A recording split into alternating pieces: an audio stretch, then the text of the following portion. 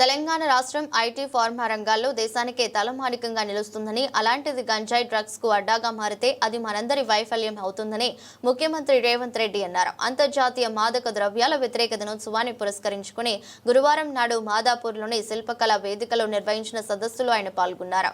ఈ సందర్భంగా మాట్లాడుతూ తాను ముఖ్యమంత్రిగా ప్రమాణ స్వీకారం చేసిన రోజే డ్రగ్స్ మాఫియాకు గట్టి హెచ్చరిక చేశానని, తెలంగాణ గడ్డపై గంజాయి డ్రగ్స్ వైపు కన్నెత్తి చూసినా వారి వెన్ను విరుస్తామని స్పష్టం చేశారు.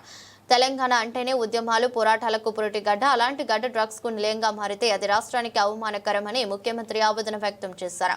పాఠశాలల నుంచి విశ్వవిద్యాలయాల వరకు విద్యార్థులు డ్రగ్స్ మహమ్మారి కూరల్లో చిక్కుకుంటున్నారని, ఇది దేశ భవిష్యత్తుకే ప్రమాదకరమని హెచ్చరించారు.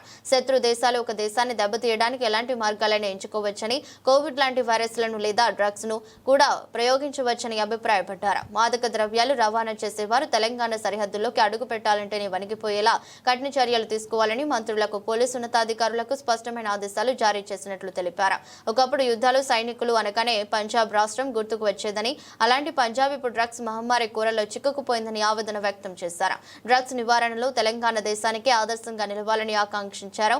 యువతను సరైన మార్గంలో నడిపించి అభివృద్ధి పదంలో తీసుకురావాలనే లక్ష్యంతోనే కొత్త స్పోర్ట్స్ పాలసీని తీసుకొచ్చామని తెలిపారు. 140 కోట్ల జనాభా ఉన్న మన దేశానికి ఒలింపిక్స్ లో స్వర్ణ పతకాలు రాకపోవడంపై ఆలోచించాల్సిన అవసరం ఉందన్నారు. యువతకు సాంకేతిక నైపుణ్యాలు అందించేందుకు యంగ్ ఇండియా స్కిల్స్ యూనివర్సిటీని ఏర్పాటు చేస్తున్నట్లు ప్రకటించారు. డ్రగ్స్ నిర్మూలన కేవలం ప్రభుత్వ బాధ్యతే కాదని, పౌరులు కూడా భాగస్వాములు కావాలని పిలుపునిచ్చారు.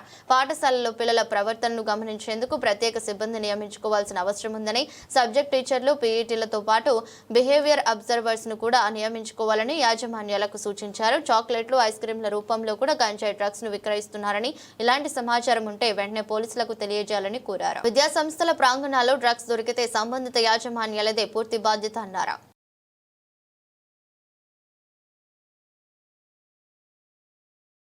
తెలంగాణ యాంటీ నార్కటిక్స్ బ్యూరోని ఇక ముందు ఈగల్ అని పిలువదలుచుకున్నాం. ఈగల్ గురించి మీకు తెలుసు కదా, 20-30 వేల అడుగుల పైన ఆకాశంలో ఉన్న, కింద నేల మీద ఉన్న తన టార్గెట్ను నిశితమైన దృష్టితోని చూస్తుంది. Eagle success ratio 100%. Target reach అవ్వడం అంటే ఈగల్ను చూసే నేర్చుకోవాలి. ఈరోజు అందుకే ఎలీట్ ఈగల్ అంటే elite action group for drugs law enforcement. ఈ రోజు నుంచి ఈ ఆర్గనైజేషన్ పనిచేస్తుంది. ఈ గద్ద మీరు ఎక్కడ గంజాయి పండించినా కనిపెడుతుంది. ఇవాళ మీరు ఈ గద్ద అడవిలో దీనికి స్పెషల్ ట్రైనింగ్ ఇవ్వబోతున్నాం.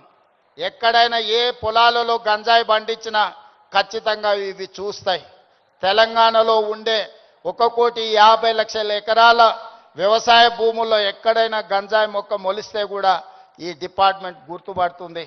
ఈ సరిహద్దులో డ్రగ్స్ ఎవరైనా తీసుకురావాలన్నా